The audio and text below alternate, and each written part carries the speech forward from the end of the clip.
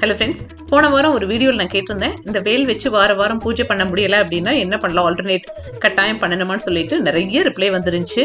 At least வாரம் பண்ண முடியலைன்னாலும் special days இருக்கும் இல்லையா, கிருத்திகை, சஷ்டி, இந்த மாதிரி நாள்ல எல்லாம் வந்து பூஜை பண்ணுங்க அப்படின்னும், அதே மாதிரி அந்த ஷார்ட் பேஜில் பெரிய வேலா இருந்தா எலுமிச்சம்பழத்தை குத்தி வைங்க, அப்படி இல்லை அப்படின்னா சந்தனத்தை குட்டியா பால் மாதிரி செஞ்சு அந்த வேலில் வச்சிருங்க அப்படின்னு சொல்லியிருந்தாங்க.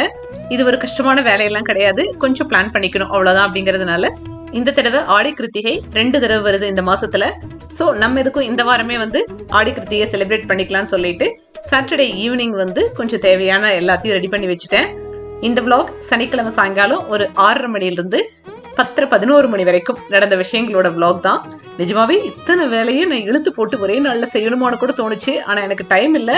சாயங்காலம் வந்ததுக்கு அப்புறம் அவசரமா ஆரம்பிச்சு எல்லாத்தையும் தூங்குறக்குள்ள முடிச்சு வச்சுட்டேன் பாதி வேலையை.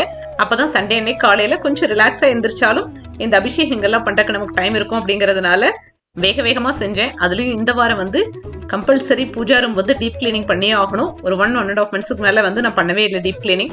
அதனால சனிக்கிழமை காலையிலேயே முடிவு பண்ணிட்டேன், எல்லா வேலையும் நானே செய்யறேன்னு வச்சுட்டு இருந்தோம் அப்படின்னா நிச்சயமா இன்னைக்கு ஏமாந்துருவோம் அப்படின்னு சொல்லிட்டு.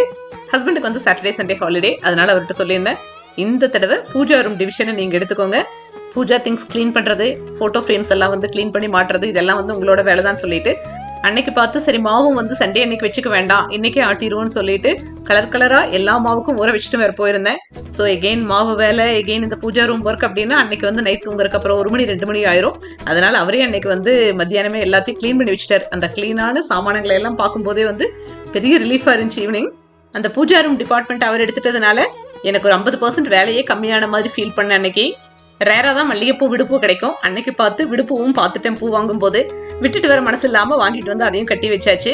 அப்ப ஈவினிங் தோணுச்சு, நான் எதுவுமே பெருசா பிளான் பண்ணல, ஆனா எல்லாமே ஆட்டோமேட்டிக்கா இன்னைக்கு நடந்துட்டு இருக்கே.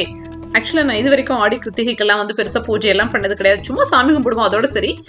ஆனா இந்த வேல் வந்ததுக்கு அப்புறம் எனக்கா சடனா ஃபிளாஷ் ஆச்சு, சரி அட்லீஸ்ட் கிருத்திகை அன்னைக்கெல்லாம் வந்து பண்ணலாம் பூஜை அப்படின்னு சொல்லிட்டு இந்த தடவை அதுவும் சண்டே அன்னைக்கு கிருத்திகை வந்துச்சு. ஸோ நமக்கு டைமும் நிறைய இருக்கும், மிஸ் பண்ணிடக்கூடாதுங்கிறதுனால எக்ஸிக்யூட் பண்ண பார்த்தேன். பெரிய பிளானிங் எல்லாம் எதுவும் இல்லை, ஆனா நினைச்சதை விட அற்புதமா நடந்துச்சு அப்படிம்பாங்க இல்லையா, அந்த மாதிரி இருந்துச்சு அந்த ஆடி கிருத்திகை. நாளைக்கு vlogல நான் ஷேர் பண்றேன் அந்த அபிஷேகங்களை எல்லாம்.